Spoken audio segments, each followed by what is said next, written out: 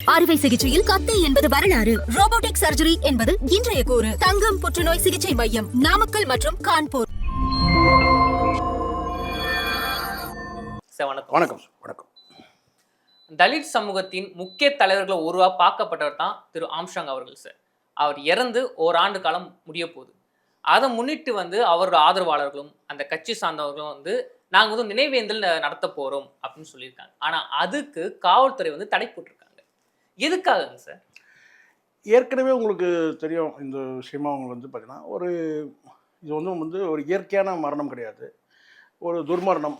அப்படின்னும் போது ஏற்கனவே அந்த ரிவெஞ்சுன்றது இல்லையா, ஒரு பழிவாங்குதல்னு ஒன்று இருக்கு இல்லையா. இவருடைய இறந்த ஆம்ஸ்ட்ராங்குடைய ஆதரவாளர்களும் யார் இதுக்கான ஒரு தூண்டுதலாக இருந்தாங்களோ அந்த நபர்களுக்கும் ஒரு மோதல் இருக்கலான்னு ஒரு பதற்றம் இருக்கிறது உண்மைதான். அவர் இறந்த அந்த ஒரு 2-3 மாதம் பார்த்திங்கன்னா ரொம்ப பதற்றமாக இருந்துச்சு, ஒரு கொந்தளிப்பாக இருந்தது. அந்த கொந்தளிப்பு ஓரளவுக்கு தணிஞ்சால் கூட அது ஒரு நீர் பூத்த நெருப்பு மாதிரி உள்ளுக்குள்ளே இருக்கலாம் இல்லையா இந்த ரிவெஞ்சுன்றது. அப்போ ஒரு குறிப்பிட்ட ஒரு பகுதியில் ஒரு அமைதி இருக்கணுன்றதுக்காக கூட எல்லாம் உங்களுக்கு தெரியும், எல்லா நினைவேந்தலையுமே பார்த்தீங்கன்னா அந்த சபதம் ஏற்கிறது அல்லது கேட்டால் அங்கே திடீர்னு ஒரு வன்முறை ஏற்படுறது, அந்த மாதிரியான கடந்த காலத்தில் நிறைய நடந்திருக்கு. உங்களுக்கு தெரியுமே, தென் மாவட்டங்களையும் அந்த மாதிரி நிலைமை தானே. ஸோ அந்த மாதிரி ஒரு சூழ்நிலை இங்கே ஆகிடக்கூடாதுன்றதுக்காக கூட ஒரு பதற்றம் ஏற்படாமல் இருக்கணுன்றதுக்காக கூட இதுக்கு தடை விதிக்கலாம். எதுவுமே பார்த்தீங்கன்னா வன்முறை இல்லாமல் ஒரு கேட்டால் ஒரு இணக்கமாக சுமூகமாக நடந்ததுன்னா ஒன்றும் பிரச்சனை இல்லை. ஆனால் இறந்து போன மனிதருக்கு மரியாதை செலுத்தணுன்றது பார்த்தீங்கன்னா அவங்களுடைய கடமை. அது கட்சியோட கடமை, அவங்க குடும்பத்தாரோட கடமை. அது கண்டிப்பாக அது செய்யணும். அதுவும் ஆம்ஸ்ட்ராங் கேட்டால் ஒரு பெரிய அளவில் மதிக்கத்தகுந்த அந்த பகுதியில் மட்டும் கிடையாது, பொதுவாக அந்த கிட்டத்தட்ட கேட்டால் பெரம்பூர் பகுதி மட்டுமே இல்லை, கிட்டத்தட்ட ஒரு 3 மாவட்டங்கள் சொல்ல முடியும். திருவள்ளூர், செங்கல்பட்டு, காஞ்சிபுரம், இப்படி ஒரு 3 மாவட்டங்களை அவருக்கு நிறைய செல்வாக்கு சமூகங்களின் முக்கிய தலைவர்கள் ஒருவர். ஆமாம், அந்த பகுதியில் செல்வாக்கு இருக்குது. குறிப்பிட்ட அந்த ஒடுக்கப்பட்ட மக்கள் மத்தியில் அவருக்கு செல்வாக்கு இருக்குது. அப்படின்னு அது குறிப்பாக திருவள்ளூர் மாவட்டம், சென்னைக்கும் பெரிய ஒரு ஒரு செல்வாக்கு இருக்குது அவருக்கு. அந்த மாதிரி ஒரு சூழ்நிலை அமைக்கப்பலாம் நடந்தால் பிரச்சனை இல்லை, சுமூகமாக நடந்தால். ஏதாவது அவங்களுக்குள்ளே ஏதாவது கேட்டால் ஏற்கனவே உங்களுக்கு தெரியும்னு நினைக்கிறேன், 2 கோஷ்டி ஆகிட்டாங்க. வழக்கறிஞர் ஆனந்தனுடைய அவருக்கு தலைமையில் ஒரு குரூப்பாகவும், ஆம்ஸ்ட்ராங் மனைவி பொற்கொடி அவங்க தலைமையில் ஒரு குரூப்பாகவும் இருக்கிறாங்க. இன்னொரு பக்கம் ரிவெஞ்சுன்றது கேட்டால் யார் இந்த படுகொலையை நடத்துனாங்களோ அவங்களுக்குள்ளே அந்த ரிவெஞ்சுன்றது போய் இவங்களுக்குள்ளேயும் ஒரு மோதல் ஆகிடும்ன்ற மாதிரி ஒரு சில இன்டெலிஜென்ஸ் ரிப்போர்ட்லாம் இருக்கும். அப்போ இது ஒரு பாதுகாப்பு நடவடிக்கைன்னு சொல்கிறீங்க? ஆமாம், ஒரு பாதுகாப்பு கருதிதான் தேவை. இதில் என்ன இருக்குது, அவர் இப்போ ஆம்ஸ்ட்ராங் அவர்களுக்கு இந்த நினைவேந்தல் செய்யக்கூடாதுன்றதுல அரசுக்கு என்ன இன்டென்ஷன் இருக்க போகுது? அந்த மாதிரி இருக்காது. பொதுவாக இவங்களும் பொற்கொடியாக இருக்கட்டும் அல்லது ஆனந்தனாக இருக்கட்டும் கேட்டால், ஆனந்தம் சட்டம் படித்தவர், 2 பேருமே சட்டம் படித்தவங்க தான். ஆனந்தம் தேர்ந்த வழக்கறிஞர் தான். அவங்களுக்குலாம் தெரியும் தான் என்னென்னு கேட்டிங்கன்னா இதோடைய எதுக்காக தடை விதிக்கிறாங்கன்றதுலாம் கண்டிப்பாக இந்த காரணங்கள் தெரியும் தான். அவங்களுக்குள்ளே பார்த்தீங்கன்னா சண்டை மோதல் எதுவும் இருக்காது, தலைவர்களுக்குள்ளே இருக்காது நிச்சயமாக. ஆனால் கீழ்மட்ட லெவலில் இருக்கிறாங்க இல்லையா தொண்டர்கள், அவங்களுக்கு பார்த்தீங்கன்னா கிராஸ் ரூட் லெவலில் ஒருத்தர் அடிச்சுப்பாங்க. அங்கே தேவையற்ற அமைதியற்ற ஒரு சூழல் ஏற்படுறதுனால கூட தடை விதிச்சிருக்கலாம். ஓகே சார், இப்போ நீங்கள் சொன்னீங்க ஏற்கனவே பொற்கொடி அவர்களுக்கும் ஆனந்த் அவர்களுக்கும் உள்ள ஒரு போர் மாதிரி போகுது அப்படின்னு. எதனால அந்த போருங்க சார்? உள்ள போர்லாம் கிடையாது, வெளிப்படையாக தான் அவங்களுக்குள்ள பார்த்தீங்கன்னா மோதல். கட்சிக்குள்ளேயே ஒரு போர். கட்சிக்குள்ளேன்னு சொல்ல முடியாது, கட்சியே முதல்ல பார்த்தீங்கன்னா உங்களுக்கு ஆனந்தன் கிட்ட தான் கட்சி இருக்குதுன்னு சொல்கிறாங்க. இவங்க தனி கட்சி தொடங்க போகிறதா ஒரு தகவல் இருக்குது. பொற்கொடி தனி கட்சி தொடங்க போகிறதா ஒரு தகவல் அதுக்கான வேலைகள் நடந்துகிட்டு இருக்கு ஒரு பக்கம். ஆனந்தன் கிட்ட ஏற்கனவே இருக்கிற ஆம்ஸ்ட்ராங் இருக்கும்போது வழி நடத்துகிற அந்த பிஎஸ்பி பகுஜன் சமாஜ் பார்ட்டி அவர் தான் இப்போ தலைவராக இருக்கிறார். ஸோ இதெல்லாம் அது ஒரு உங்களுக்கு தெரியும்ல, ஒரு நாமினேட்டட் போஸ்ட் தானே அது. அவங்க அகில இந்திய தலைமை யாரை தேர்வு செய்கிறாங்களோ அவங்க தான் இருக்க முடியும். மாயாவதி அவர்கள் கேட்டால் இவருக்கு ஆம்ஸ்ட்ராங்க்கு பிறகு கேட்டால் அந்த கட்சி முழுக்க இவர் தான் ஆனந்தன் தான் வழி நடத்துகிறாரு. ஆம்ஸ்ட்ராங்கோடைய உறவினர்களும் நெருங்கிய உறவினர்களும் அவருக்கு கூட இருக்கிறாங்க. இன்னொரு சைடில் பார்த்தீங்கன்னா இந்த சைடில் கேட்டால் பொற்கொடி அவர்கள்கிட்டையும் கேட்டால் அவருடைய கிராஸ் ரூட்டில் இருக்கிற சில முக்கியமான தொண்டர்கள் பொற்கொடிக்கிட்டே இருக்கிறாங்க. ஸோ அவங்க பொற்கொடி கிட்ட அவங்கக்கிட்ட இருக்கிற அந்த தொண்டர்கள் அவங்கள ஆம்ஸ்ட்ராங் கூட இருந்தவங்க முக்கியமான நபர்கள் அவங்க கூட இருக்கும்போது அவங்களாம் சேர்ந்து ஒரு தனியாக ஒரு கட்சியை தொடங்கலான்ற அந்த எண்ணத்தில் அவங்க இருக்கிறாங்க. ஸோ அது நாளைக்கு ஒரு வேளை நினைவேந்தல் அந்த நிகழ்ச்சி நடக்கும்போது ஒரு வேளை அது வெளிப்படலாம். ஓகே சார், இப்போ பொற்கொடி அவர்களுக்கு மேல் ஏன் சில குற்றச்சாட்டுகள் முன்வைக்கிறாங்க பார்த்தீங்கன்னா, இப்போ அங்கே தொண்டர்கள் என்ன சொன்னாங்கன்னா பொற்கொடி அவர்கள் தலைவராக வரணும்னு சொன்னாங்க. ஆனால் பெரும்பான்மையான தொண்டர்கள் ஆனந்த் பக்கம் அவர்கள்லாம் நிற்கிறாங்களே, இப்போ பொற்கொடிக்கு அவங்க வரக்கூடாதுன்னு சொல்கிறாங்கன்னு பார்த்தா, இப்போ வந்து இந்த ஆம்ஸ்ட்ராங் அவர் கொலை வழக்கில் கைது செய்யப்பட்டவர்களோட இவங்க தொடர்பில் இருக்கிறாங்க அப்படின்னு சொல்கிறாங்க. அது உண்மைங்களா? ஒரு விஷயம் தம்பி நான் சொல்கிறேனே, இதெல்லாம் வந்து எவ்வளோ தூரம் வந்து சரின்றதை நம்ம ஆராய முடியாது, ரொம்ப கஷ்டம் அது. உங்களுக்கு தெரியுமா, ஒரு குற்றச்சாட்டு இந்திரா காந்தி அவர்கள் வந்து சுட்டுக் கொல்லப்பட்ட போது கூட பார்த்தீங்கன்னா, அந்த கொல்லப்பட்டவங்களுக்கும் வந்து இந்திரா காந்தி குடும்பத்தில் இருக்கிறவங்களுக்கும் தொடர்பு இருக்குன்னு சொன்னாங்க. ராஜீவ் காந்தி இறந்தபோது வந்து பார்த்தீங்கன்னா வந்து அதே மாதிரியான வந்து ராஜீவ் காந்திக்கு நெருக்கமானவர்கள் மற்றும் உறவினர்கள் கூட இதுக்கு வந்து அவருடைய படுகொலைக்கு பின்னாடி இருக்கிறாங்க, சதியில் இருக்கிறாங்கன்னு சொன்னாங்க. எம்ஜிஆர் இறந்தபோது உங்களுக்கு தெரியும்னு நினைக்கிறேன் வந்து ஜெயலலிதா பகிரங்கமாக குற்றச்சாட்டு சொன்னாங்க, மோரில் விஷம் கலத்து கொடுத்துட்டாங்கன்னு சொல்லிட்டு. யார் சொன்னது? யார்? ஜெயலலிதா. யாரை? விஎன் ஜானகியை, அவங்க மனைவியே சொன்னாங்க. ஸோ இப்போ வந்து பார்த்தீங்கன்னா வந்து இந்த ஜெயலலிதாவுடைய மரணம் வந்து இந்த அப்போலோவில் இருக்கும். அப்போலோவில் நான் சொல்கிறேன், ஜெயலலிதா அவர்கள் மரணம் அப்போலோவில் ஒரு 72 நாள் இருந்தாங்க இல்லையா, அதுக்கு வந்து யார் காரணம் சந்தேகத்தில் வந்து பார்த்தீங்கன்னா வந்து சின்னம்மா உட்பட பல பேர் மேலே வந்து அதெல்லாம் கூட சொல்கிறாங்களா இல்லையா, தகவல் இருக்குது இல்லை. ஸோ இந்த மாதிரி வந்து இதெல்லாம் வந்து இயல்பாக வந்து ஒரு இந்த இந்த படுகொலைக்கு வந்து பின்னாடி வந்து சதி இருக்குது அப்படின்னு சொல்லுவாங்க. உங்களுக்கு தெரியும், ப்ரூஸ்லி அவர்கள் வந்து பார்த்தீங்கன்னா வந்து இறந்ததுலேயே நான் ஒரு கதை சொல்லுவாங்க. ப்ரூஸ்லியோட வந்து துணைவியாரே வந்து கேட்டினா அவரை கொண்டதை வந்து தொடர்பு இருக்குன்னு சொன்னாங்க. அதேமாதிரி மைக்கேல் ஜாக்சன் இறந்த போதும் கேட்டினா அவருக்கு வந்து நெருங்கிய காதலியே வந்து அவருக்கு ஏதோ சொல்கிறான். இந்த மாதிரியான நிறைய பேருக்கு வந்து கேட்டினா வரும். இதெல்லாம் வந்து நிரூபணம் இல்லாத குற்றச்சாட்டு. அப்பயே பொற்கொடி அவர்கள் கட்சிக்குள்ள ஒதுக்குறாங்க. அது வந்து நான் தான் சொல்கிறேன் பாருங்களேன், இங்கே சில கட்சிகளில் ஒரு வழக்கம்னு ஒன்று இருக்குது. மாயாவதி அவர்கள்கிட்ட எந்த மாதிரி இது வந்து நல்லா புரிஞ்சுங்க, ஆம்ஸ்ட்ராங்குடைய வந்து கொலை வந்து மரணம் வந்து ஒரு துர்மரணம், ஒரு படுகொலை.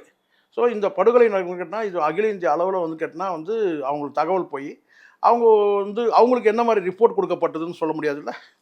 அவங்களுக்கு வந்து இந்த கட்சியை வந்து எப்படி வழிநடத்தினாரு, ஒரு வன்முறை கட்சியாக வழிநடத்தினாரா அல்ல எப்படி வழிநடத்தினா சொல்லி அவங்களுக்கு தகவல் போயிருக்கலாம். யாருக்கு? மாயாவதிக்கு. அதுக்கப்புறம் அந்த தகவல் எப்படிப்பட்ட தகவல், அவங்க வந்து வெறும் இங்கே இருக்கிற கட்சியினர் கொடுக்குற தகவல் மட்டுமே கிடையாது. இங்கே இருக்கிற இன்டெலிஜென்ஸ் ரிப்போர்ட் வந்து முன்னாள் முதலமைச்சர் அவங்களுக்கு தகவல் கொடுத்துருக்கலாம், இதுக்கு பின்னணி என்ன அப்படின்னு சொல்லி கூட கொடுத்துருக்கலாம். இது கட்சி சார்ந்த வந்து ஒரு போட்டி கட்சி வந்து கட்சியை சார்ந்தவங்க கட்சி விரோதத்துக்காக கொலை பண்ணியிருந்தா பரவாயில்ல. இது முழுக்க முழுக்க கேட்டினா வேறு வகையான ஒரு மரணமும் சொல்லப்படுது. வந்து கட்ட பஞ்சாயத்து அதை தாண்டி வந்து கேட்டினா வந்து ரவுடிகளால் கொல்லப்பட்டதுனால பல வந்து பேரங்கள், கட்ட பஞ்சாயத்து, இப்படி வந்து நிறைய தகவல் சொல்கிறாங்க இல்லையா. ஸோ இதெல்லாம் விசாரணைக்கு முடிஞ்சு தான் வந்து யார் பண்ணாங்கன்றதே தெரியும், அது வேறு விஷயம். இப்படி தகவல் ஒரு விஷயம் கிளியர் என்னன்னு கேட்டிங்கன்னா, கட்சி விரோதத்துக்காக வந்து கொல்லப்படலை. கட்சி விரோதம் மீன்ஸ் என்னன்னு கேட்டிங்கன்னா வந்து ஒரு கட்சிக்கும் பகுஜன் சமாஜ் கட்சிக்கும் திமுகவுக்கும் அல்லது அதிமுகவுக்கும் அல்லது பிஜேபி இந்த மாதிரி கட்சி விரோதத்தினால அவர் வந்து கொல்லப்படலை. தனிப்பட்ட காரணங்கள், அவருடைய நடவடிக்கை சார்ந்த காரணங்கள் தான் சொல்லப்படுற காரணங்கள். இது வந்து ஓரளவுக்கு அவங்களுக்கு தகவல் தெரிஞ்சு கூட என்ன கேட்டினா இனி வரும் காலங்களில் கட்சியை வந்து பார்த்தீங்கன்னா கட்சியாக வழி நடத்தட்டும் அப்படின்னு கூட நினச்சி ஒரு வேளை வந்து ஆனந்தன் வந்து ஒரு சட்டம் படித்த ஒரு வழக்கறிஞர், ஒரு என்ன சொல் ஒரு சீனியர் மோஸ்ட் அவர் கிட்டத்தட்ட. அப்படி இருக்கும்போது அவர் தலைமையில் அந்த கட்சி வழி நடத்துறது சரியாக இருக்கும். இவங்ககிட்ட வந்து பார்த்தீங்கன்னா ரிவெஞ்ச் எடுக்கக்கூடியவங்க தானே வந்து எப்படியும் இருப்பாங்க. கண்டிப்பாக அந்த ரிவெஞ்சுன்றது வந்து அவங்களுக்குள்ள அந்த வந்து ஒரு ஃபயர் இருக்கும் கண்டிப்பாக. ஏன்னா பாதிக்கப்பட்டவங்க, விக்டிம் அவங்க தானே. ஸோ அப்படி இருக்கும்போது அதை சார்ந்தவங்க கூட வந்து அந்த பழி உணர்வு ஒரு வேளை இருக்கலாம். இதனால் வந்து அவங்க என்ன சொன்னால் கட்சியை வழி நடத்துகிறவங்க வந்து இது வந்து முழுக்க முழுக்க தனிப்பட்ட நடவடிக்கை. அது வழக்கு சம்பந்தமாக அவங்க பார்த்துக்கிட்டோம், அந்த வேலையை யார் பொற்கொடி பார்த்துக்கிட்டோம். நீதிமன்ற விசாரணை, வழக்கு, சட்டம், இதெல்லாம் இது சார்ந்த சட்டம் சார்ந்த விஷயம் இதெல்லாம் அவங்க பார்த்துக்கிட்டோம். கட்சியை வந்து பார்த்தீங்கன்னா இவங்க வழி நடத்தட்டோம்னு சொல்லி கூட ஒரு வேலை வந்து கேட்டால் வந்து ஆனந்தன் கிட்ட வந்து பொறுப்பு கொடுத்துக்கலாம். நான் என் பார்வையில் நான் அப்படி தான் பார்க்குறேன். கட்சி நலனுக்காக. ஏன்னா கட்சிக்கு வந்து பொறுப்பு இருக்கா சில கேட்பாங்க. ஏங்க கட்சி கூட பொறுப்புனா கண்டிப்பாக கட்சிக்கு பொறுப்பு இருக்குது. ஆனால் கட்சி வந்து பார்த்தீங்கன்னா எல்லா அஃபிடேவிட்டையும் கட்சி வந்து சைன் பண்ண முடியாது. கட்சி இருக்கிறது வந்து தலைவரோ பொதுச்செயலரோ சைன் பண்ண முடியாது. பாதிக்கப்பட்டவருடைய யார் வந்து கொல்லப்பட்டாரோ அவங்க ஃபேமிலியில் இருக்கிறவங்க தான் அந்த அஃபிடேவிட்லேருந்து எல்லாருமே கைது பண்ணலாம். அது வந்து அவங்க மனைவி பண்ணலாம் அல்லது அவங்க வந்து யார் வந்து பிளட் ரிலேஷன் யாரோ அவங்க பண்ணலாம். அவங்க பிரதரோ அவங்க சார்ந்தவங்க யார் வேணால் பண்ணலாம். நான் சொல்கிறது யார் வேணும்னா அவங்க குடும்பத்தை சார்ந்தவங்க, அண்ணன், தம்பி, அம்மா, அப்பா, மனைவி, பிள்ளை, இந்த மாதிரி பண்ணலாம். ஆனால் கட்சி வந்து என்ன செய்ய முடியும் கேட்டால் அவங்களுக்கு தேவையான ப்ரொவிஷன்ஸ் கொடுக்கலாம், அவங்களுக்கு தேவையான வந்து உதவிகளை செய்யலாம். பின்னாடி வந்து அவங்களுக்கு ஒரு ப்ரொடெக்ஷன் கொடுக்கலாம், பண உதவி பண்ணலாம், இப்படி வழக்கு நடத்துறதுக்கான வந்து எல்லா வேலைகளும் செய்யலாம். ஆனால் அங்கே வந்து யார் வந்து அஃபிடேவிட்டில் சைன் பண்ணக்கூடிய ஒரு இடத்துல இருப்பாங்கன்னா அவங்க மனைவி, அவங்களுடைய தம்பி, அவங்க குடும்பத்தை சார்ந்தவங்க. அப்போது இதில் வந்து ஒரு விஷயம் கிளியர் ஆகுதுங்களா, வழக்கை நடத்துறது குடும்பத்தினர் தான் நடத்தணும். கட்சியை நடத்துறது வந்து பார்த்திங்கன்னா அந்த கட்சியில் இருக்கிற தொண்டர்லேருந்து நிர்வாகி யார் வேணாலும் நடத்தலாம். அந்த வகையில் இப்போ ஒரு டீம் வந்து இருக்கிறாங்க, ஆனந்தன் டீமில் இருக்கிறாங்க. அதில் கிராஸ் ரூட்டில் இருக்கிற தொண்டர்லாம் அவர் பின்னாடி இருக்கிறாங்களா இல்லையான்றதெல்லாம் வந்து பெரிய விஷயம். அது ஆய்வு செய்ய வேண்டிய விஷயம். அதெல்லாம் எலெக்ஷன் கண்டக்ட் பண்ணணும். எலெக்ஷனில் எவ்வளோ ஓட்டு கிடைக்குதுன்றதை பார்க்கணும். இவங்க வந்து பார்த்தீங்கன்னா அதில் மெம்பர்கள் எவ்வளோ இருக்கிறாங்கன்றது ஒரு கணக்கு. இதெல்லாம் நிறைய விஷயங்கள் இருக்குது. பெரிய கட்சிகளே இங்கே தண்ணி குடிச்சிட்டு இருக்கு. உங்களுக்கு தெரியும், அதிமுகவே வந்து கேட்டால் எந்த நேரத்தில் ரெட்டை இலையை பிடிப்பாங்க. எந்த வந்து 35% ஓட்டு இருந்தது, இப்போ 20% தான் ஆயிடுச்சு. பெரிய கட்சிக்கு அது நிலைமை இருக்குது. இது பகுஜன் சமாஜ் கட்சியை பொறுத்த வரைக்கும் ஒரு சிறிய கட்சி தான், ஒரு குறிப்பிட்ட பகுதிகளில் இருக்கக்கூடிய தான். அந்த கட்சிக்கு வந்து கேட்டால் அதாவது மாநில அளவில் வந்து பார்த்தீங்கன்னா எவ்வளோ செல்வாக இருக்குன்னா குறிப்பிட்ட ஒரு சில மாவட்டங்களில் தான் இருக்குது. சரிங்களா? அப்படி இருக்கும்போது இது வந்து இந்த நடவடிக்கைன்னு கேட்டால் ஒரு பக்கம் கட்சி வந்து வழிநடத்துகிற இடத்துல ஆனந்த் இருக்கிறாரு, வழக்கை வழிநடத்தக்கூடிய இடத்துல வந்து பார்த்தீங்கன்னா அவங்க வந்து பொற்கொடி இருக்கிறாங்க, அல்லது அவங்க குடும்பத்தை சார்ந்தவங்க கூட இருக்கலாம். அது அவங்களுக்குள்ள கருத்து வேற்றுமை இருக்கான்னு அது நமக்கு தெரியாது. அது குடும்பத்துக்குள்ளே நடக்கிறது, அதுக்குள்ளே நம்ம போக முடியாது. சரிங்களா? ஆனால் இதுதான் இப்படி தான் நடக்குது. கட்சியை வழிநடத்துறதுக்கு ஒருத்தரும், குடும்பத்தை வந்து வழக்கை நடத்தக்கூடிய குடும்பத்தினர் ஒரு பக்கமும் இருக்கிறாங்க. அவ்வளோதான். ஓகே சார், இப்போ நீங்கள் சொன்னீங்க கட்சியை வழிநடத்தக்கூடிய தலைமை பண்பு ஆனந்த் அவர்கள்ட்ட இருக்கு, அவர் பண்றாரு அப்படின்னீங்க. ஆனால் ஆனந்த் அவர்கள் அந்த பொறுப்புக்கு வரதுக்கு முன்னாடி ஒரு விஷயத்த வந்து சொன்னார். என்னன்னா, நான் பொறுப்புக்கு வந்த பிறகு ஆம்ஸ்ட்ராங் அவர்களை கொலை கேஸை சிபிஐக்கு மாற்றக்கூடிய விஷயங்களை அந்த ஒரு விஷயத்த அழுத்தமாக கொடுப்பேன் அப்படின்னாரு. ஆனால் அவரால் சிபிஐக்கு மாற்ற முடியல. ஓகேங்களா? அவர் அழுத்தத்தையும் கொடுக்கல. இன்னொரு விஷயம் என்னன்னா, இப்போ ஆம்ஸ்ட்ராங் அவர்களுக்கு தம்பி என்ன சொல்றாங்க பார்த்தீங்கன்னா, இந்த ஒரு கேஸ்ல வந்து 27 பேரை கைது செஞ்சிருக்காங்க. ஆனால் அவங்க வந்து அவசரமா இந்த கேஸை முடிக்க பார்க்குறாங்க. குற்றப்பத்திரிக்கை வந்து ரொம்ப வேகமாக கொடுக்குறாங்க. அதனால இந்த கேஸை சிபிஐக்கு மாற்றணும்னு சொல்லி அவங்க தம்பியும் வந்து ஒரு வழக்கு போட்டிருக்காங்க. அப்போ இந்த கேஸ் அவசரம் முடிக்க பார்க்கப்படுது சார். அதுக்கு வந்து பாருங்க, ஒரு விஷயம் நல்லா பண்ணீங்கன்னா, நம்ம எல்லாத்தையும் நம்ம சந்தேக பார்வையில் நம்ம இருக்கிற வந்து ஒரு சாதாரண வந்து அவங்க தம்பி சொல்றாங்க. இருங்க, நான் தம்பி சொல்கிறது அப்படி இருக்கும். இது வந்து அவங்க சைடில் வந்து பார்த்தீங்கன்னா சில சந்தேகங்கள் அவங்க எழுப்புறாங்க. ஏன் அந்த திருவங்கடம்ன்றவர் வந்து என்கவுண்டர் பண்ணதுலேருந்தே வந்து இந்த கேள்விகள் எழுப்பப்படுது. இதுக்கு பின்னாடி யார் இருக்கிறாங்க அப்படின்றதுலாம் நம்ம சொல்கிறோம். நம்ம பார்த்துட்டு தான் ஒரு ஸ்டெப்பாக பார்த்துட்டே இருக்கோம். இப்போ அவங்க குடும்பத்தில் ஒரு பிளவு இருக்குது, கன்ஃபார்ம். அதாவது கேட்டினா அவருடைய பிரதர் அண்டு அவங்க ஃபேமிலி வந்து ஒரு ஆங்கிள்லையும், பொற்கொடியை சார்ந்தவங்க ஒரு ஆங்கிள் இருக்காங்க. இப்போது இவர் வந்து ஆனந்தன் வந்து பார்த்திங்கன்னா அவங்க தம்பிக்கு ஒரு ஆதரவாக இருக்கிறார். தம்பி குடும்பங்களுக்கு அந்த ஆதரவாக, அது ஆம்ஸ்ட்ராங் குடும்பத்தில் 2 ஆயிடுச்சு. இப்போ பொற்கொடி சார்ந்தவங்க ஒரு பக்கமும், அவங்களுடைய வந்து பார்த்திங்கன்னா வந்து அண்ணன் தம்பிகள் அவங்கெல்லாம் ஒரு பக்கமும் இருக்கிறாங்க. ஸோ அப்படி இருக்கும்போது அவங்களுக்கு ஆதரவாக இருக்கிறது, இப்போ ஆனந்தன் யாருக்கு ஆதரவாக இருக்கிறாருன்னு தான் பொருள். ஆனந்தன் வந்து யாருக்கு ஆதரவாக இருக்காருன்னா அவங்களுடைய பிரதர், அவங்கள சார்ந்தவங்களுக்கு ஆதரவாக இருக்கிறார். பொற்கொடி தவிர எல்லாருக்கும் ஆதரவாக இருக்காங்க. பொற்கொடி தவிர இல்லை, பொற்கொடி அவங்க சைடில் ஒரு டீம் இருக்குது சார். அவங்க பிரதர் 2 ஆயிடுச்சுன்ற நான் ஆம்ஸ்ட்ராங் குடும்பமே வந்து பார்த்தீங்கன்னா ஒரு சைடு வந்து பொற்கொடி மனைவி சார்ந்தவங்க, இன்னொரு பக்கம் தம்பி சார்ந்தவங்க, அப்படி அண்ணன் தம்பி சார்ந்தவங்க அந்த பக்கம் இருக்கிறாங்க. ஸோ இதில் வந்து கேட்டினா ஆனந்தன் வந்து யாருக்கு சப்போர்ட்டாக இருக்காரு கேட்டினா, கட்சி யாருன்னா இவருக்கு வெளிப்படையாக தெரியுது கேட்டினா, அவர் கட்சி கூட்டத்தில் மீட்டிங் எல்லாம் வந்து அவர் தம்பி கீனோஸ், அதான் அவருடைய ஆம்ஸ்ட்ராங்குடைய தம்பி வந்து இருக்கு. இதில் வந்து நீங்கள் சொன்ன மாதிரி கேட்டினா ஏற்கனவே நான் சொன்னது தான், கட்சி வந்து சிபிஐ வந்து விசாரிக்கணுன்றத ஒரு ஜென்ரல் கோரிக்கையை வைக்க முடியும். ஆனால் சட்டப்பூர்வமாக செய்யக்கூடியதுன்னு கேட்டிங்கன்னா அவங்களுடைய பிளட் ரிலேஷன் தான். அந்த வகையில் அவங்க தம்பிக்கும் உரிமை இருக்குது, இது சிபிஐ விசாரிக்கணும் அப்படின்னு சொல்லி கேட்குறது. ஏன் சார் சிபிஐக்கு மாற்றணும்ன்றாங்கன்னா அப்ப இங்க மாநில இல்லை சார், சில பேருக்கு வந்து சந்தேகம் இருக்கலாம். இப்போ வந்து பெரும்பாலும் உங்களுக்கு தெரியும் கேட்டிங்கன்னா செல்வ பெருந்தகை, அதுக்கப்புறம் சேகர் பாபு, இந்த மாதிரி அமைச்சர்களுடைய பேரெல்லாம் வந்து பார்த்தீங்கன்னா அது ட்ரோல் ஆகுது. இவங்கெல்லாம் இதுக்கு பின்னாடி இடம் பெறுதான். ரெண்டும் எப்படி வேணா எடுத்துங்க, இருக்கிறது என்ன இருக்குது, இதில் என்ன இருக்குது, வெளிப்படையாக வர்ற செய்தி வர்றது தானே. இவங்கெல்லாம் இதுக்கு பின்னாடி இருக்கிறாங்க, யார் மேலும் சந்தேகப்பட்டுக்கலாம் சார். சந்தேகம் தானே சார், அதுக்கு ஏதாவது இது இருக்கா, ஸ்கேல் இருக்கா, வரம்பு இருக்கா, என்ன அந்த மாதிரி சொல்லப்படுது. இவங்கெல்லாம் பின்னாடி இருக்கலாம். இப்போ நான் கேட்குறேன், குறிப்பிட்ட இந்த ஒரு வழக்கு இருக்குது இல்லை, இப்போ இந்த அஜித்குமார் இந்த லாக்அப் டெத்து ஏன் உடனே வந்து தூக்கி வந்து சிபிஐ கொடுத்துட்டாங்க? ஏன்னா போலீஸ் அதிகாரிகள் வந்து தொடர்பு இருக்குன்னு சொல்லிட்டு. ஸோ அந்த வகையில் கேட்டால் இங்கே இருக்கிற சில வந்து முக்கிய அரசு போலீஸ் தொடர்பு இருந்தது. இதில் போலீஸ் தொடர்பு இல்லைனாலும் கூட முக்கியமான அமைச்சர்கள் வந்து ஒரு கூட்டணி கட்சி தலைவர்கள்லாம் வந்து இணைச்சி பேசும்போது இது வந்து சிபிஐ விசாரணை பண்ணால் சரியா இருக்கும்னு சொல்லிட்டு யார் நம்புறாங்க? நீங்களும் நானும் இல்லை, அவங்க குடும்பத்தினர்கள் சொல்றாங்க. அது யார் வேணா இருக்கட்டும், அது வந்து கட்சி கூட இருக்கட்டுமே, ஆனந்தன் கூட இருக்கட்டுமே, ஆனந்தனுக்கே கூட வந்துக்கிட்டா இல்லை இது வந்து சிபிஐ தான் விசாரிக்கணும் மாநிலத்தில் வந்து. ஏன்னா அவருக்கு டெப்த் என்னன்னு சொல்லி அவருக்கு தெரியும், எல்லாருக்குமே தெரியும். ஆம்ஸ்ட்ராங் வழக்கில் என்ன ஆழம் இருக்குது, யாரெல்லாம் இதுக்கு பின்னாடி இருப்பாங்கன்றது ஒரு சந்தேகத்தின் அடிப்படையில் கூட அவங்களுக்கு இந்த ஆழம் என்னன்றது தெரியும். யாருக்கு? ஆனந்தனுக்கு தெரியும், கீனோஸுக்கு தெரியும், பொற்கொடி தெரியும். என்ன டெப்த்து, என்னோட வந்து ஆழம் என்ன காரணமாக இருக்கும், யாரெல்லாம் இதுக்கு பின்னணியில் இருக்கலாம்னு சொல்லி வந்து ஒரு சந்தேகம் இருக்கலாம் இல்லையா? ஸோ அந்த அடிப்படையில் வந்து பார்த்தீங்கன்னா இது மாநில அரசு விசாரணை பண்ணால் அதுக்கு வந்து முன்னேற்றம் இருக்காது. அப்போது வந்து இதை வந்து சிபிஐ நம்பிக்கை இல்லை. ஆமாம். ஏன்னா இதில் வந்து பார்த்தீங்கன்னா சில பேருடைய தேவையற்ற சில பேர் வந்து கேட்டால் வந்து ஒரு பின்னணிகள் சொல்லப்படுது. உங்களுக்கு தெரியும், சில ஊடகவியலாளர்கள் தெரியும்ல உங்களுக்கு இல்லை, முடிநரசா மூத்த பத்திரிகையாளர் சொல்லுவாங்க இல்லையா, அந்த மாதிரி மூத்த பத்திரிகையாளர்கள் அப்புறம் வந்து அந்த மாதிரி நபர்கள் வந்து பேசும்போது என்ன சொல்கிறேன்னு கேட்டிங்கன்னா வந்து இவரோட தொடர்பு இருக்குது, அவரோட தொடர்பு இருக்குது, போகிற போக்கில் அள்ளி வீசிட்டு போகிறாங்க இல்லையா?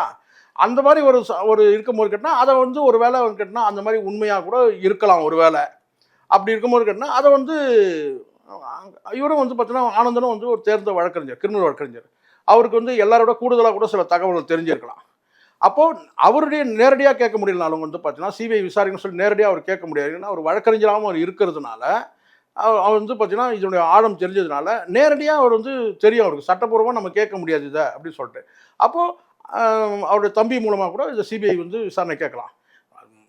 கீனோஸ் வந்து சிபிஐ விசாரணை கேட்குறாருன்றது உங்களுக்கு தெரியும்.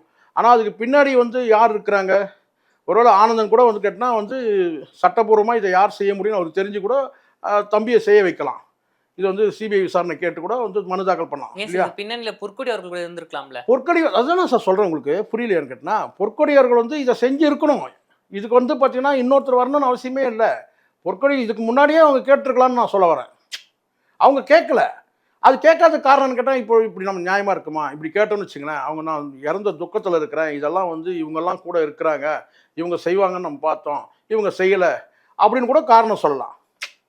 இப்போது சிபிஐ விசாரணை கேட்கலன்றதுனாலேயே அவங்கள வந்து நம்ம சந்தேகப்பறவை பார்க்குறதுன்றதும் இல்லை. இவ்வளோ அப்போ நம்ம இப்படி கேட்பாங்கன்னு கேட்டால் இவ்வளோ நாள் கேட்காம இப்போ ஏன் கேட்டாருன்னு சொல்லியிருக்கு இல்லையா? ஒரு கால அவகாசம் தானே சார். போலீஸ் எப்படி செயல்படுதுன்னு தெரியணும்ல. இங்கே 25 பேர் கைது செய்யப்பட்டு உள்ளே இருக்கிறாங்க இல்லையா? இது யார் செஞ்சது? ஸ்டேட் போலீஸ் தான் செஞ்சுருக்கு. அப்போ இதுக்கே வந்து பார்த்தீங்கன்னா 1 வருஷம் ஓடி போயிடுச்சு இல்லையா? அதை வந்து 25 பேரில் யாராவது பெயிலில் வந்துட்டாங்களா? வரல. அப்போது இது தொடர்ச்சியாக கூட இனிமேல் கூட கேட்கலாம். ஆனால் வந்து இப்போ யார் கேட்குறாங்கன்னு ஒருத்தர் கேட்டார், அவருடைய பிரதர் கேட்டிருக்கிறாரு, சிபிஐ விசாரணை கேட்டு வந்து அவர் வந்து கோரிக்கை வச்சிருக்காரு. அது என்ன இருக்குது? அதுக்கப்புறம் ஹைகோர்ட் டைரக்ஷன் கூட போகலாம், இது வந்து ஸ்டேட் போலீஸ் விசாரிக்கக்கூடாதுன்னு சொல்லி கூட. அந்த வேலையை யார் செய்கிறாங்க? எப்படியும் வந்து பார்த்தீங்கன்னா யார் வந்து மனு தாக்கல் பண்ணாங்களோ அந்த கீனோஸ் அவர் தான் பண்ணணும். அந்த வழக்கை யார் நடத்தலாம்? ஒருவேளை வந்து பார்த்தீங்கன்னா கட்சியை சார்ந்து கூட வந்து வழி நடத்தலாம் இல்லையா? அவர் இதே வந்து ஆனந்தன் கூட பார்த்தீங்கன்னா அந்த கேஸ் எடுத்து நடத்தலாம். ஒருவேளை எனக்கு தெரியாது, ஒருவேளை அப்படி கூட நடத்தலாம். ஸோ அதனால் இதெல்லாம் வந்து கொஞ்சம் என்ன சொல்கிறது, உணர்ச்சி வசப்பட்டு எல்லாத்தையும் அணுகக்கூடாது. அவங்களும் நிதானமாக செயல்படுறாங்க. 1 வருஷம் கிட்டத்தட்ட ஆயிடுச்சு சார். அது முன்னேற்றம் எதுவும் இல்லைன்ற பட்சத்தில் கீனோஸ் வந்து சிபிஐ விசாரிக்கணும்னு கேட்குறேன். என்ன இதில் என்ன இருக்குது? இதில் வந்து பார்த்தீங்கன்னா வந்து எதிர்காலத்தில் வந்து கேட்டால் அவங்களும் கூட சேர்ந்து கூட இந்த வழக்கில் வந்து அவங்களும் கூட இணைச்சிக்கலாம். ஒருவேளை பொற்கொடி கூட இணைச்சிக்கலாம். ஆனந்தன் கூட இந்த வழக்கையே கூட வந்து வழி நடத்தலாம். பொற்கொடி அவங்க தனியாக கூட வழக்கறிஞர் வச்சுக்கலாம். ஸோ கட்சிக்குள்ள அந்த பிளவையும் கட்சியில் வந்து அவங்க செயல்படக்கூடிய அந்த பிரிவினை வச்சு வழக்கூட சேர்த்து முடிச்சு போடக்கூடாதுங்க. வழக்கு தனி, கட்சி தனி. ஸோ அதனால் நம்ம அப்படி தான் இதை வந்து பார்க்கணும். ஓகே சார், நீங்கள் பேசும்போது நீங்களே சொன்னீங்க ஓராண்டு ஆயிடுச்சு இந்த கேஸு, இந்த கொலை கேஸ் நடந்த அப்படின்னு. இந்த ஓராண்டு காலத்தில் வந்து 20க்கும் மேற்பட்டு வந்து கைது செய்யப்பட்டிருக்காங்க இந்த கேஸ் சம்மந்தப்பட்டு. இதில் வந்து என்கவுண்டரும் பண்ணப்பட்டிருக்கு. ஆனாலும் இந்த ஒரு கொலைக்கு வந்து தலைமையாக மையப்புள்ளியாக செயல்பட்டவங்களோட பேர் வந்து இதுக்கு வெளியே வரல. அதுதானே சார் இப்போ நடக்கிறது. இந்த வழக்கு முன்னேற்றம் அடையாம அப்படியே இருக்கு. 25 பேர் கைது பண்ணியிருக்கிறாங்க. இதனால என்ன ஆச்சுன்னு கேட்டால் சென்னை வந்து பார்த்தீங்கன்னா கொஞ்சம் வந்து என்ன கொஞ்சம் குவைட் ஆயிடுச்சுன்னு கூட சொல்ல முடியும். சரிங்களா? ஏன்னா பெரும்பாலும் அந்தந்த ஏரியாவில் புள்ளிகள் யாரெல்லாம் இருக்கிறாங்களோ அவங்கள தான் கொண்டு போயிட்டு உள்ளே வச்சுட்டாங்க. சரிங்களா? அப்போது வந்து இப்போ கொஞ்சம் அமைதி இருக்குது. இதை தாண்டி வந்து கேட்டால் இந்த வழக்கு முன்னேற்றம் அடையலைன்றது தான். முன்னேற்றம் அடைஞ்சால் தானே யார் வந்து முக்கிய குற்றவாளி யார், இதுக்கு பின்னாடி யார் இருந்தாங்க, இவங்கெல்லாம் வெறும் வந்து பார்த்தீங்கன்னா கருவிகளாக கூட பயன்பட்டுருக்கலாம், ஒரு டூலாக வந்து இவங்க பயன்பட்டுருக்கலாம். முக்கியமான குற்றவாளி யார் பின்னாடி இருந்தாங்க, யார் சதித்திட்டத்தில் வந்து பார்த்தீங்கன்னா முதன்மை பங்கு வகிச்சது யார் அப்படின்லாம் எப்படி தெரியும் கேட்டால் அடுத்த கட்ட நகர்வு தானே. இங்கே நகர்லன்றதான பிரச்சனை. அதை ஏன் நகரல சார்? ஏன்னா சொல்லுவாங்க தமிழ்நாடு போலீஸ் வந்து ஸ்காட்லாந்து போலீஸுக்கு வந்து ஈக்குவல் அப்படின்னு சொல்றாங்க. இது ரொம்ப நாளா இதே நம்ம சொல்லி ஏன் நகர மாட்டுது? நம்ம இப்போ இனிமேல் அப்படி சொல்றது இல்லை. இனிமேல் வந்து என்னன்னா ஆனால் உண்மையும் தான் சார். அது அந்த புகழை நம்ம ஏன் இழக்கணும்? அது வந்து நம்ம ஒரு கேலி பொருளாகவே நம்ம எடுத்துக்கூடாது. இப்போ நம்ம கடைசியில் ஸ்காட்லாந்து போலீஸ்க்கு இணையான போலீஸ் கட்டினா இப்போ மாவு கட்டு போடுறதுக்கு தான் இணையான போலீஸ்ன்ற மாதிரி, ஏன்னா வேர்ல்டு லெவலில் மாவு கட்டு நம்ம தான் எக்ஸ்பர்ட்ன்ற மாதிரி ஆகிட்டோம் இப்போ. ஏன்னா கோர்ட்டே கேட்டுருச்சு, ஏன்னா இது வரைக்கும் 300 பேர் 400 பேருக்கு மாவு கட்டு போட்டிருக்கீங்க, அது என்ன கணக்குன்னு சொல்லி இப்போ கோர்ட்டு கேட்குது. ஸோ நம்ம வந்து எப்போவுமே வந்து மல்லாந்து துப்பிக்கிறது தான். போலீஸை வந்து தரம் தாழ்த்தி நம்ம வந்து ஒரு கேலி கிண்டல் பண்ணுறது வந்து நம்மளை மல்லாந்து துப்பிக்கிறது தான். ஏன்னா நம்ம இன்றைக்கி சுதந்திரமாக நடக்கிறோம், சுதந்திரமாக பாதுகாப்போடு இருக்கிறோம், பாதுகாப்போடு தூங்குறோம் சொன்னாலே அந்த இரவில் வந்து பணியாற்றக்கூடிய அந்த ரோந்து போகக்கூடிய அந்த போலீஸ்காரர்களால் தான். உண்மை இது. தவறுகள் நடக்கலாம். ஸோ ஒரு இடத்துல தவறு பண்ணுறாங்க, ஒரு 5 போலீஸ் தப்பு பண்ணிட்டாங்க, ஒரு 10 போலீஸ் வந்து சாத்தானுவத்தை தப்பு பண்ணிட்டாங்க, ஒரு 5 போலீஸ் வந்து கேட்டினா வந்து திருபுவனத்தை தப்பு பண்ணிட்டாங்கன்றதுனாலே நம்ம வந்து போலீஸை தரம் தாழ்த்தி நம்ம சொல்லணும்னு அவசியம் கிடையாது. ஆனால் ஒரு சில வழக்கில் வந்து முன்னேற்றம் அடையலைன்னு சொன்னால் அரசியல் அழுத்தங்களால் கூட வந்து முன்னேற்றம் அடையாமல் இருக்கலாம். இப்போ நீங்கள் ஏற்கனவே சொன்னீங்க செல்வம் பெருந்தகை, சேகர் பாபு, அதுதான் நான் சொல்கிறேன் சார். இவங்கெல்லாம் வந்து இதில் இந்த வழக்கில் வந்து பார்த்தீங்கன்னா ஒரு என்ன சொன்னால் ஒரு இந்த இந்த கொலைக்கு வந்து பார்த்தீங்கன்னா பின்னாடி இருக்கிறாங்கன்ற மாதிரி வந்து ஒரு செய்திகள் உலா வருது இல்லையா, ஒரு சந்தேகமாக உலா வருது இல்லையா. அப்போ வந்து கேட்டால் அது ஸ்டேட் போலீஸே விசாரணை பண்ணால் அந்த சந்தேகம் வந்து பார்த்தீங்கன்னா கடைசி வரைக்கும் சந்தேகமாகவே இருக்கும் இல்லையா. ஸோ அதனால் நான் ஏற்கனவே ஒரு தடவை சொல்லியிருக்கேன், அதாவது கொல்லப்பட்ட ஆம்ஸ்ட்ராங் வந்து பார்த்தீங்கன்னா அவருக்கு வந்து சில முகங்கள் இருக்குது. அவர் வந்து பார்த்திங்கன்னா வந்து ஒரு கட்டத்தில் வந்து கேட்டால் வந்து சட்டம் சார்ந்து பல பிள்ளைகளை வந்து படிக்க வச்சுருக்கிறாரு, நிறைய நன்மைகள் செஞ்சுருக்கிறாருன்ற பேர் ஒரு பக்கம் இருந்தாலும், இன்னொரு பக்கம் வந்து அவர் கட்ட பஞ்சாயத்தில் ஈடுபட்டார், செலக்டிவான கட்ட பஞ்சாயத்தில் தான் அவர் ஈடுபடுவார்லாம் சில தகவல்கள் வந்து நம்ம பார்க்குறோம். அது வந்து பரவலாக எல்லாரும் பேசப்படுது தான். இப்போ நானே கூட அவர்கிட்ட ஒரு 3 மணி நேரம் வந்து பேசியிருக்கிறேன். ஆனால் அவர் பேசுனது எல்லாமே என்கிட்ட வந்து கேட்டால் ரொம்ப ஆச்சரியமாக வந்து இருக்குது. என்னென்னா ரிசர்வேஷன் சம்மந்தமாக தெளிவான பார்வை இருக்குது அவருக்கு. பொலிட்டிக்கல் தமிழ்நாடு அரசியல் குறித்து தெளிவான பார்வை இருக்குது.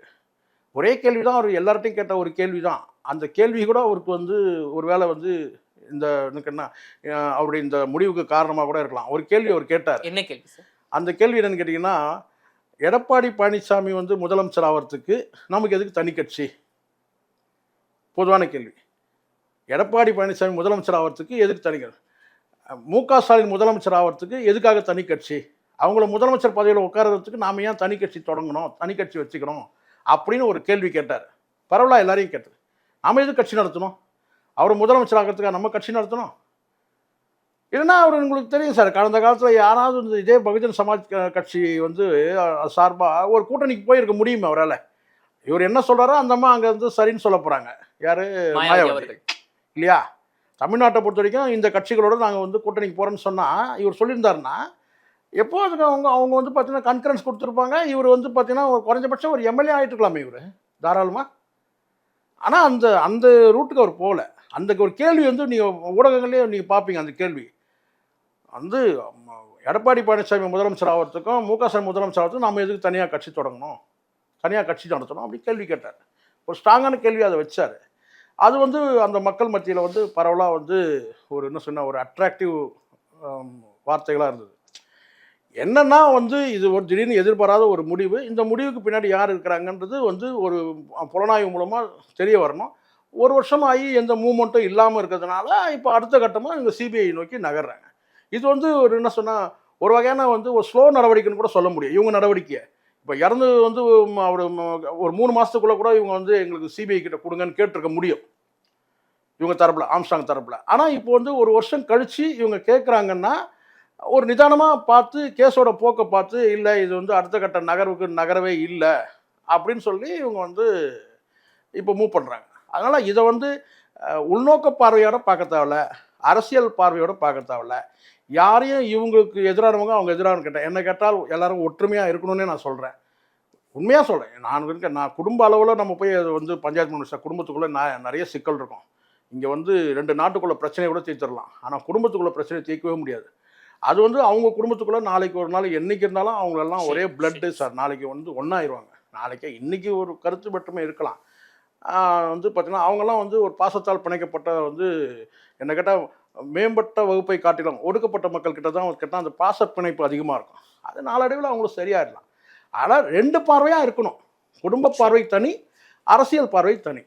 இப்போ உங்களுக்கு தெரியும்ல, குமரி ஆனந்தன் வந்து காங்கிரஸ் இருந்தார், தமிழிசை வந்து பிஜேபியில் வந்து போய் வந்து கவர்னராக ஆகிட்டாங்க. அந்த கவர்னர் ஆனதும் தெலுங்கானாவில் போயிட்டு வந்து அவங்க கவர்னராக இருந்தாங்க. பொண்ணை பார்க்குறதுக்கு அந்த கவர்னர் மாளிகையில் தான் போயிட்டு வந்து மாத கணக்கில் தங்கியிருந்தார். ஐயோ பிஜேபி கட்சியில் சார்ந்து கவர்னர் ஆயிட்டாங்க, அதெல்லாம் என் பொண்ணு வீட்டுக்கு வரமாட்டேன் அப்படின்னு சொல்ல முடியுமா சார்? அத சொல்ல கட்சி முடியும். வேற அரசியல் வேறுன்னு கட்சி சொல்றீங்க. வேற அரசு, அந்த தெளிவான பார்வை ரெண்டு தரப்புலையும் இருக்கணும். பட் எனக்கு தெரிஞ்ச வரைக்கும் நான் கேட்டிங்கன்னா இங்கே யார் பின்னாடி எவ்வளோ பேர் இருக்கிறாங்கன்ற எண்ணிக்கையை வந்து இப்போ நம்ம சொல்ல முடியாது, அது காலம்தான் பதில் சொல்லும். சரிங்களா? ஆனால் என் பார்வையில் நான் சொல்ல கேட்டினா உண்மையிலே இவங்களுக்கு வந்து வழக்கு வந்து நடத்தி நல்லபடியாக வந்து கேட்டினா அது வந்து உண்மை குற்றவாளிகள்லாம் கண்டுபிடிக்கணும் இவங்க நினச்சாங்கன்னா ஒருங்கிணைஞ்சு செயல்பட்டால் தான் அது சாத்தியமாக இருக்கும்.